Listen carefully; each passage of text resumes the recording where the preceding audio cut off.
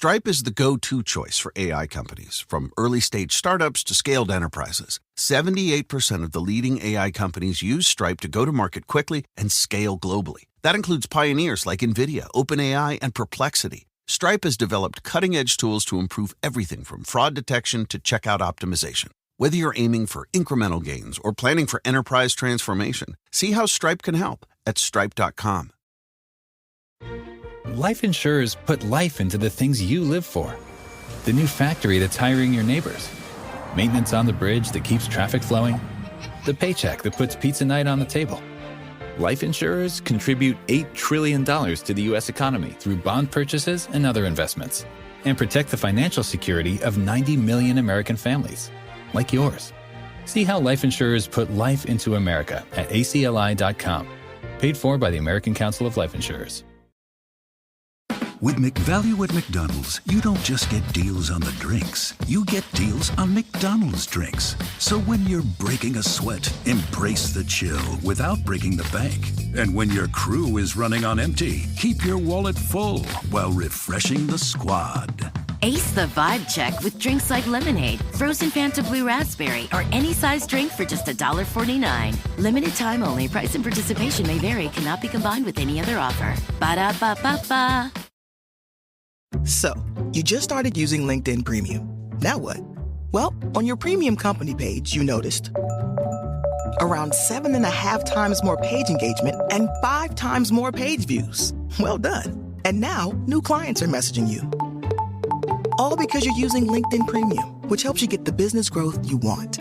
Think big, small business. Think big. Start your free trial at linkedin.com/premium small business. That's linkedin.com/premium small business. Did you know that Game Pass or Pass is brought to you for free because of Spotify for podcasters? It's a totally free platform, and you can make a podcast today for free. Spotify for podcasters lets you record and edit podcasts right from your phone or computer. So no matter what your setup is like, you can start creating today. Then you can distribute your podcast to Spotify and everywhere else that podcasts are heard. And if you're thinking about taking your podcast to the next level with a video podcast, Spotify can help you too. With Spotify for podcasters, you can also earn money in a variety of ways that includes ads and podcast subscriptions. So what are you waiting for? Download the Spotify for Podcasters app or go to spotify.com/podcast to get started right now.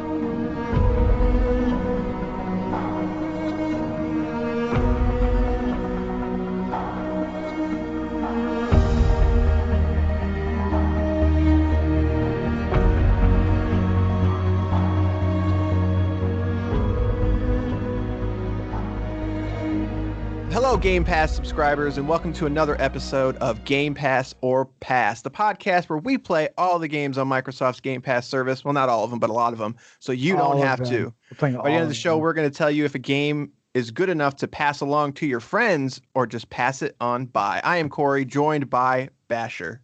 We're playing all the games. All of them. All like 197 or whatever. Yeah, we can get through it. It's pretty simple. It's actually kind of crazy how many games I've actually played on that list. I probably could have done something more productive with my life, but whatever. Housekeeping at the beginning of the show. So we are officially official. That's how official we are. Like a rap with a whistle? Yeah. What do you mean? Exactly. No, so we are on a boatload of podcast services, and I just wanted to do a quick shout out to say, hey, if you see us on Apple Podcasts or Spotify, Outcast, Pocket Cast, Radio Republic, Breaker, Google Podcasts, anywhere, go ahead and give us a rate if you'd like. Let us know what we're doing right, what we're doing wrong, but that's the easiest way for us to spread the love of Game Pass. Unless you listen on Spotify, then you can fuck off. Stand by it.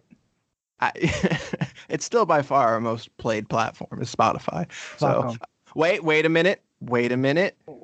There's a new king? Our last episode. There's a new king? Anchor. I guess, you know what? I guess we probably should. I didn't think about it, but because I'm looking at the distribution page, and it doesn't have an Anchor spy, but we are also on Anchor. Oh, that's right. Yeah. Yeah. Oops. The primary platform. Right. That's right. Since it's not listed here. Yeah, we're on Anchor as well, so you can leave us a comment there, or leave us a voicemail, whatever you would like. But let us know what we're doing right, what we're doing wrong. Helps us out. It's always a good time. You can follow us on Twitter, etc.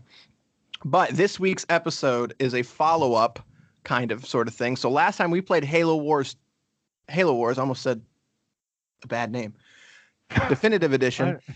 Don't worry. And so this week we did the follow-up, which is Halo Wars 2.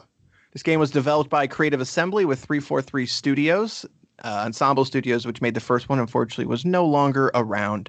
Microsoft closed that studio, so that was sad. So obviously this is an RTS. The regular price of this game is $39.99. It is available on PC or Xbox with Xbox Play Anywhere and cross-play. So if you're playing on console, you can play with your PC friends. That includes versus as well as co-op. Let's see. There is a DLC pack that was released that is not available with the Game Pass version for $20, which adds more missions for a campaign as well as some new leaders, which we'll talk about. This game is Xbox One X enhanced for all of you X owners out there. I am one of them. As someone who has played both on PC and Xbox, it looks pretty freaking nice on the One X, I will say, as I only have a 1080p monitor on the PC, and that's what I played it on this time. So yeah, it was interesting seeing both of those. But the last thing would be that the achievement difficulty, I would rate it 7 out of 10. I know Basher doesn't care about that, but this game requires a ton of time. And a lot of the achievements are not difficult, but they take a lot of time in terms of playing, like 50 rounds of this game, which these games can last anywhere from 20 to an hour. So that is all of the, what's the word I'm looking for? The micro details. So I'm more interested to know what your thoughts were, Basher, because I think we both agreed that the first game was, that was the first game that we did not recommend, and we said that you should pass it on by. And I'm still, and I'm still like, I'm still kind of I don't want to shit on that team what they did with that first game at all. Like I really don't, because it's like your first attempt at this genre game on a system. It's like I get it. Like like it's not gonna be perfect. It's not gonna be knocked out of the park. I get that. But instantly, Halo Wars 2 rather is much better. Like leagues better. Like it's to the point where it's kind of like why does Halo Wars 1 even exist? Like this was like I'm super impressed by how well they did it, honestly, because you played on your keyboard and mouse, right? And I decided to stick with the controller just really out of curiosity, because it came out on the Xbox console, and on top of that, I just want to see how they make it work on a controller, like if it could work on a controller, because there are genres where a lot of PC fanboys will tell you it can never be done. Halo Wars 2 changed my mind. It can definitely be done. We played the tutorial first, the first intro mission. Yeah, we played a couple of the campaign co-op missions. I think we played like 3. So yeah, and a major plus I could give to this game is the fact that you invited me to your game, so you got all the tutorial pop-ups on how to play. Right. I didn't get any of those. Right. Which not is a single one. And I have to say, like, I figured out how to play the game fairly quickly with the controller and all the buttons. It's like it was a pretty impressive showing on my end. So as someone who, I actually played this game when it first came out. I flopped. Wow. I don't know where I was going with that. I threw down the full 60 on this, and I was like, I'm getting the premium edition, yada yada yada. You're a dummy. You're a dumb person. No, it was worth it. So I actually started this game on a controller, and I agree. I don't think this game is definitely, it's more of a hardcore RTS. Now, it's not going to be as deep as something like a Supreme Commander or something, but in terms of just the basic functionality and the way that you can do things, and it still works on a controller, but I felt much more comfortable with a keyboard and mouse. Whereas the first game, I felt like the controller actually might have been better because it kind of felt like it was mapped towards a controller, whereas this one they had PC in mind because the original one did not come out on PC at all until the remake came out, whereas this one came out on PC along with Xbox Day One, so they were able to sort of have that in mind. But yeah, no, it still works on a controller, and it definitely takes a little bit more getting used to because there are more functionalities of it. But I still I agree with you in that I think you can definitely play this game on a controller and not be hindered in any way, basically. Yeah, I mean, I was flying around the map. I was switching between units. I was selecting all units. I was selecting just a group of units. That's the big one. The first game, you could not select a single group of units. Why would it leave the gate without that option? Right. It's incredible. But yeah, I was doing things that I normally do in RTSs that I enjoy without too much of a hindrance, as you said. I was impressed by the control scheme and what this team was able to do with an RTS on a system. And the other big upgrade I would say is that the freaking field of view, as that was kind of my going back to the first one. And maybe it's just because I was on PC again over a controller, but man, you can actually see stuff. I can see my base, and it still takes up a large portion of the screen, but it's not so far zoomed in that I can't even see if someone's attacking my base. That's the other big one, is I felt more comfortable being able to look at my groups and look at everything on the map. Everything just felt better in terms of playing an RTS, as I've played probably too many RTSs in my day. It felt like I was more at home with it. So that I can say that. But I will also say that on the console, because I did pop in again, it is kind of a bummer that the X does not have a 60 frames option. It just basically is 4K 30. There is no sort of toggle between them, whereas a lot of games will give you a high frame rate and they'll cap it at 1080p. Because going from 60 frames to 30 frames in an RTS, it felt weird. It felt very weird. The smoothness is something that I didn't think that would affect me, but it definitely did. But other than that, that's the only drawback I had on the console. So yeah, and another thing that I want to because both games try to do something that was relatively new. And one thing I also want to give this game credit for is the co-op. Although I don't like it, I have to. I really do respect it because it works. It works well, and for whoever likes to play co-op RTS where you share resources, it's there and it works for you, so you can play the whole campaign. I feel like in co-op mode with a buddy and not have any issues. I personally hate that aspect. Yeah. But the thing is, I want to give it credit because it works and it works well. It wasn't any issues. It wasn't any hiccups. It's you and a buddy are actually running this army together, which is cool if you're into that. But if you're just kind of stuck in your old ways with the RTS, you're going to wonder why you want to share resources with another person. Well, what I found weird is that the campaign actually does it well, and I thought it was strange that there isn't a multiplayer mode like that, like a shared resource mode where you and a buddy, it's like a duos. 2v2? Yeah, like a 2v2 to where we have to share resources, because I think that'd be a very unique take, and it would also play in the realm of being on a console. It's a way to basically use it as a plus when it should be a negative kind of thing. And that's the only thing I can really say that I just thought it was strange that they didn't do that. I mean, I agree with you that the co-op definitely worked, but it took us a while to sort of figure out, I'm like, why can't I build anything? Why does it say that we're at 100 of 100 and I've got 6 units over here? It's right. Because you built 1,000 grunts and they're all running around and I'm over here getting attacked. So once we figured that part out, I think it presents a unique challenge, and it really makes you sort of talk to the other person. You have to plan things out a lot more versus just sort of saying, all right, I got my army, you got your army, all right, go. Because that's basically what breaks down to co-op is hey, I'm going to attack now. Can you support me? Right. Or hey, I'm being attacked. Can you come help me out?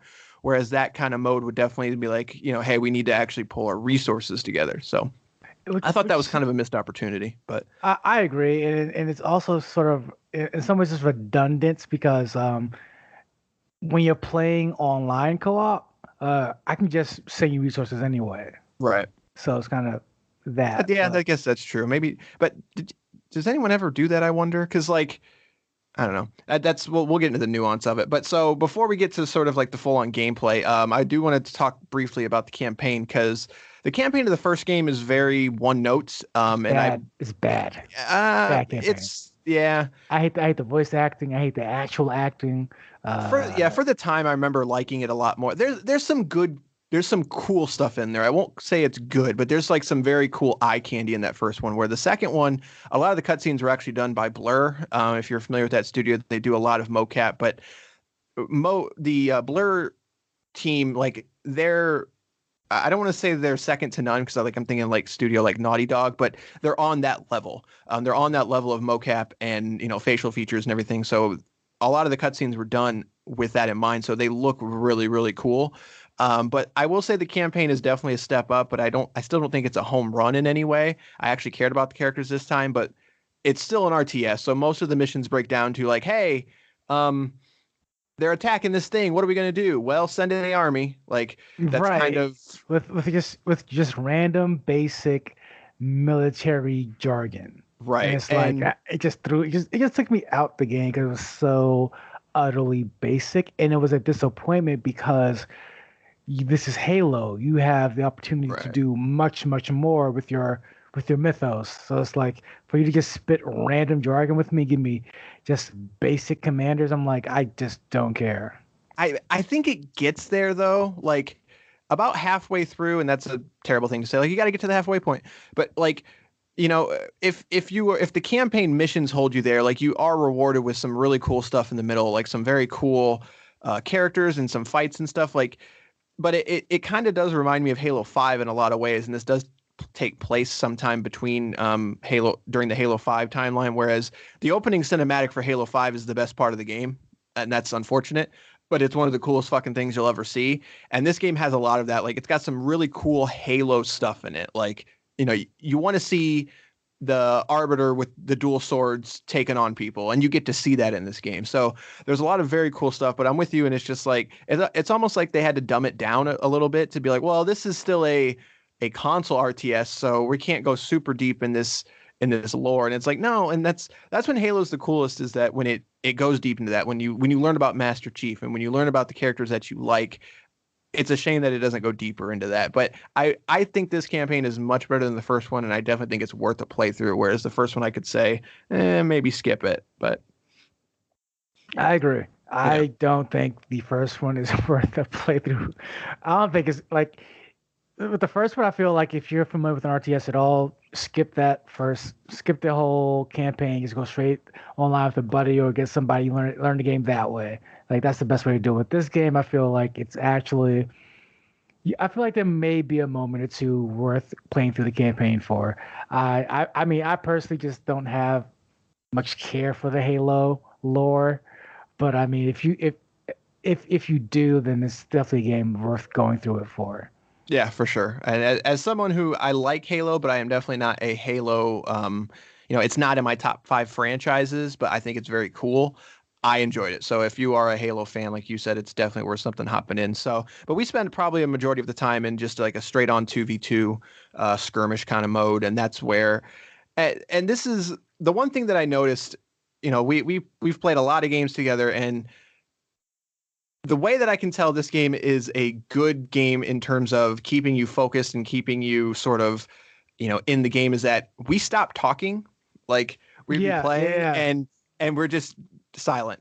Like and that kind of sounds like a bad thing, but it's like no, because like we were busy doing stuff. Like you're absolutely right. And we're going back and forth, and then it's like all of a sudden it's like you're like, oh shoot, I'm being attacked. Like all right, I got you. Like that became most of the conversation was just like, hey, help me out. Like okay, like whereas when we play Mario Tennis or something, we're crap talking to each other, something like that.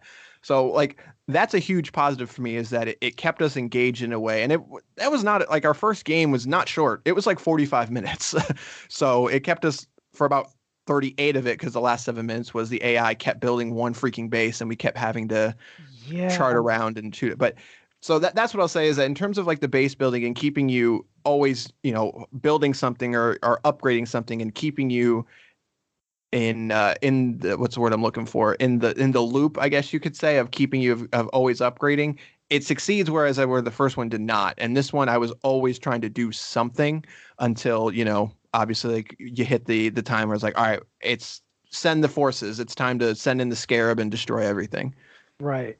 And there's really only a few things, having played other RTSs, that I wanted this game to have that I think it missed. And like one of the big things for me was the inability to destroy units, like sacrifice a unit or something. Because you could do it with buildings, of course, but with units, it's like if you make it to the max amount of units, you're kind of stuck there until they die. Right. And it's like, and if you're trying to create a stronger unit, I'm confused that like maybe I didn't play enough of the game to figure this out. That's possible, but having played that game, I really have not. I don't see a way you can destroy a unit so you could build a better unit. Right. And it's like I was kind of stuck at like a mid-tier unit. I'm just like, I just want to destroy these so I can make new ones. And that, if I guess we can hop into, I was going to kind of save it for the end, but that is always the big, like, I think Halo Wars 2 is grossly underrated in terms of the RTS market. And the one thing that people always throw out is the unit cap, because a lot of RTSs do not have that. They do not have a unit cap. And you can point that to being what's the word I'm looking for? A drawback because it's on a console, right? Like your resources and your CPU power is sort of capped. And maybe not, like maybe that's the reason, but the unit cap really pisses some people off. I don't quite get the hate. Like, to me, it makes me plan out more. Like, it makes me look at my unit count and be like, okay, like I need to build this, but I've only got maybe 20 spots left. So I'm going to build this instead. And then I'm going to send this group in to attack. And I know they're not going to live, but it's going to give me a little bit more time to take them down, as well as I'm going to do some damage to them. And then I'm going to start building these units. So like, to me, it plays into the strategy of it, which maybe it shouldn't, but to me, I think it's fine. I don't have any issues with it, but yeah, I mean, like it's just a different kind of challenge to get over. That's not. I definitely wouldn't hate the game for that, but like I said, like if you're going to unit cap me, then I feel like you. On the other hand, you definitely have to let me destroy a unit or two. Sure. That would be my trade off. Because other than that, I really had no problem with the amount of units, and then because you kind of have enough to kind of wipe out who you need to wipe out anyway. So it's like it never became an issue for me. Yeah, and it's to me, I think there's, I don't know if you ever got around to it, but they're kind of hard to build. But there are like super units. There's like the Scarab on the side of the Covenant, and I can't remember the name of the ship on the UNSC side. But like, so they take up 40 unit slots. So to me, like, that's a huge part of it, because it's those units absolutely destroy everything. But it's a trade-off in that if you want to build one, you usually have to. That's going to be like your main power source. Whereas if there wasn't a unit cap, you could just build them all the time. And then when you combine that with the leader powers are a big thing in this one. Of that, yes, each leader has its own sort of ups and downs. Like they have passive abilities, they have active abilities, they have abilities that cost resources. And when you add all of that together, I think it's a very fun and compelling package. Like, I've ended up playing this game more than I probably should, and each game takes about 30 to 40 minutes, but I just like enjoying trying a different leader out, seeing how it plays into the strategy of it, which is something I'd never really have gotten with any other RTS. I completely agree with that. I think I told you after that game that I enjoy this game so much that I would actually keep it installed. Right. This is a game I could definitely go back to and will go back to and play different factions, because it's like it definitely feels more like Halo Wars felt like a game to me where someone built a very subpar RTS and they slapped a coat of Halo paint on it. This game feels more to me like they had more resources to work with from the Halo lore. Like like I enjoyed seeing a lot of the units. I enjoy seeing a lot of the commanders. Like seeing the different units face each other looked so much like those Halo cutscene wars. Was like, oh, this Right. is cool. Like I didn't get that with the first one. This one, I feel like they all but nailed it. Like I love the aesthetic, I love the look, and I love the different factions. Yeah, and that's I I want to I actually like want to play this more, but I just got other stuff to play, and that's rare. Like that's rare for me to want to sit down and just spend so much time with an RTS, even though like you know what you're gonna get. Like I still throw in StarCraft 2 every now and then just to kind of go back to it because that game still looks awesome. You need But I more usually only play pylons. what? You need more pylons, man. More I pylons. I will never get sick of seeing those pylons warp in. I will say that. But like, I usually play like one or two games and I'm good. Like, cause like it brings back the memories and everything. But with Halo Wars 2, I'm just like, man, like I can play differently with all of these leaders. Like they completely, I shouldn't say completely change, but they definitely can change your strategy. And that's something like, you just don't get that. And like you said, where this game has style. Like this game has some Halo ass style. And when Halo is rocking on its style, that game is freaking sweet. Like Completely agree. it's got Completely agree. it's got its own look and it's got its own feel. And somehow they managed to make a RTS game feel like Halo still. And like you said, whereas the first one, it felt like a very rigid RTS game with a controller in mind. And then they're like, hey, we got ODSTs. That's cool, right? Like Right. ODSTs are sweet. Right. No, I mean, like you're absolutely right. Like as someone who like, I'll put Halo 2 as in top of one of my favorite games of all time. But having played the Halo series since then, for me personally, it was hard pressed to find another Halo game or many other Halo games that gave me that feeling that you just described of, wow, this is Halo. This feels like Halo. It has a Halo aesthetic, that Halo feel, that Halo fun factor.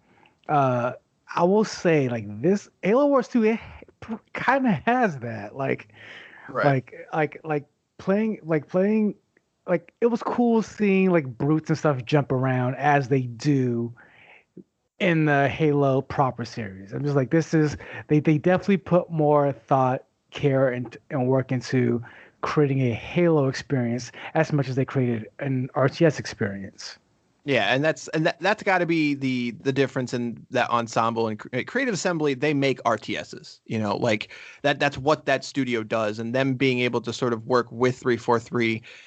To me, that was the perfect synergy, and I really want to commend Microsoft because they didn't have to do that. Like they could have, in an era where like first party studios are becoming the de facto way to make games.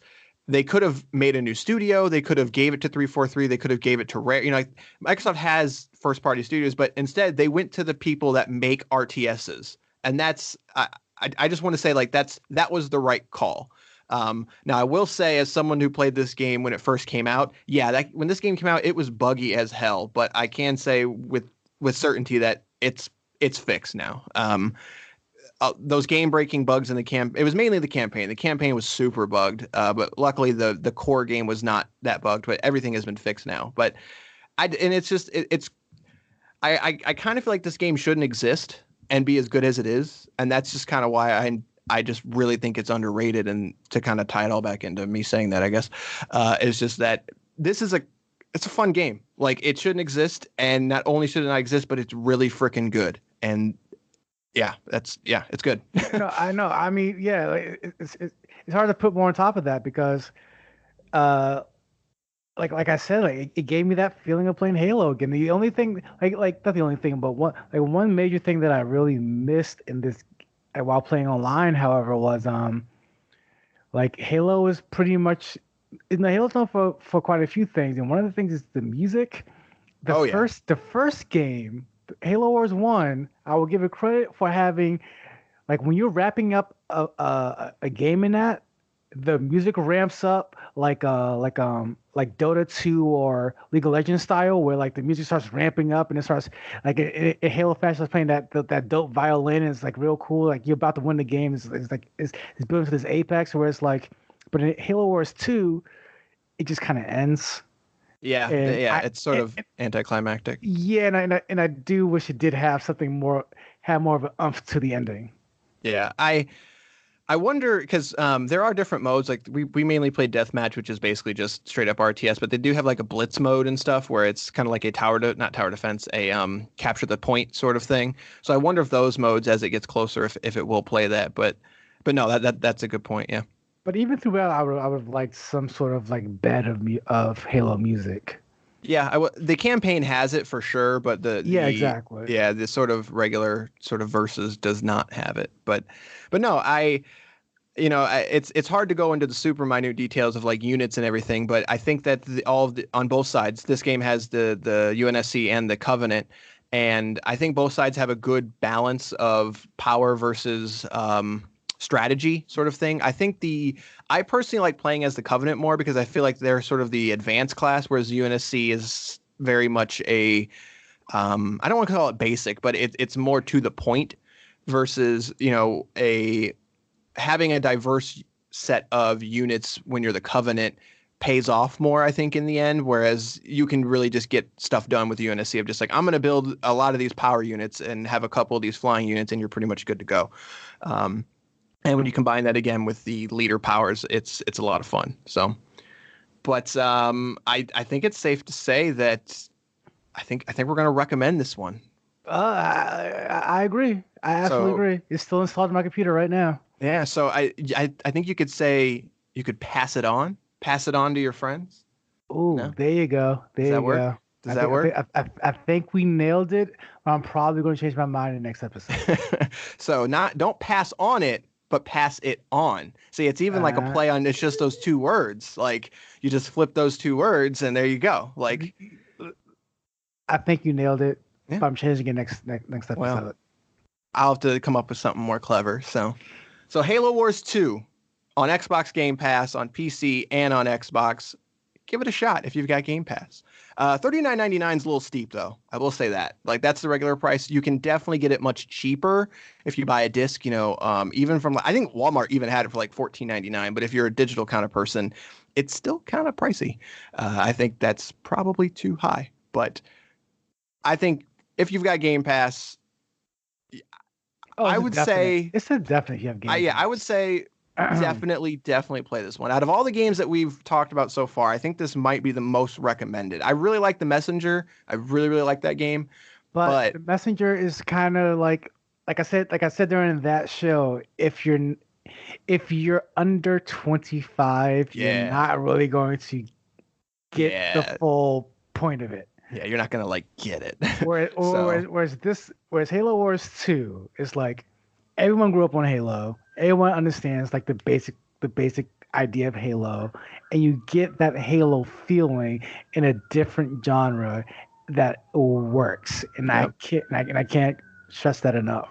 And the cops are coming apparently to take you away. Yeah, we gotta wrap this up real quick. So before we go, so normally we have the next game picked out, but we don't have a game picked out yet. Oh, so I thought maybe we do a live Halo Wars spin. 3. Oh yeah, I would play that. See, but that's the thing. You almost don't need it. Like Halo Wars 2 is that good. Like I don't really need a Halo Wars 3. StarCraft 2 it up. Just add some expansions. Call it a day. I mean, all right, I'm done with that. So should I do this? Should I hit the surprise me button live during this app and let it pick the game for us? Man, I don't want to play that. See, all right. So first of all, I agree. You should do that. But all right. What I like about doing this, quote unquote, off the air, is I can say, "Oh no, I don't want to play that game." Right. Check out. So but no, we're gonna lock into this. So let's see what we got. All right. Well, before I do it, what I'm gonna say is like, if it's a game you've already played, obviously we're not going to. And if there's one game I refuse to play in there, it's probably gonna come up, and the reason is because I've already played it. And I don't want to basically play it again kind of thing. Like I hated it very, very much. So Live on the air. I'm going to hit the button. Are you ready? All right, we're ready to do this. Oh, man. It's spinning. It's spinning. And there it goes. Night Call. What the hell is Night Call? What the fuck is that? Is rated M. Description: a mysterious serial killer stalks the streets of modern-day Paris. The body count rises, and the police are no closer to catching the culprit. You are a taxi driver and survivor to the killer's most recent attacks, having barely escaped with your life. You have 7 nights to help find the killer, or the police will pin it on you. These next few shifts will be far from ordinary. There you go. Man. Oh man, I'm gonna watch this trailer right now. It's 2 minutes. So it's rated M. Sexual themes. Oh man, we're gonna play it. So it looks like this is available only on Xbox Game Pass for PC. So next episode will be Night Call from Raw Fury. That's published by Raw Fury, developed by Monkey Moon and Black Muffin Studio. I'm not gonna like this. I'm not gonna like this. So tune in next time for Night Call. If you find us on any of your podcast services of choice, Anchor, Apple Podcasts, please give us a rating. Let us know what you think. You can find us on Twitter at For the Love of Gaming. You can check out our YouTube at Platform for Gamers. Yeah, I should really synergize those. That'll be my project this week. I'll change our Twitter to Platform for Gamers, since For the Love of Gaming has died a very gruesome, horrible death. No, it was a very noble death. 10 years or something like that. So rest now, sweet prince. But that's going to do it for this episode of Game Pass or Pass. We will see you next time. Good day, sirs.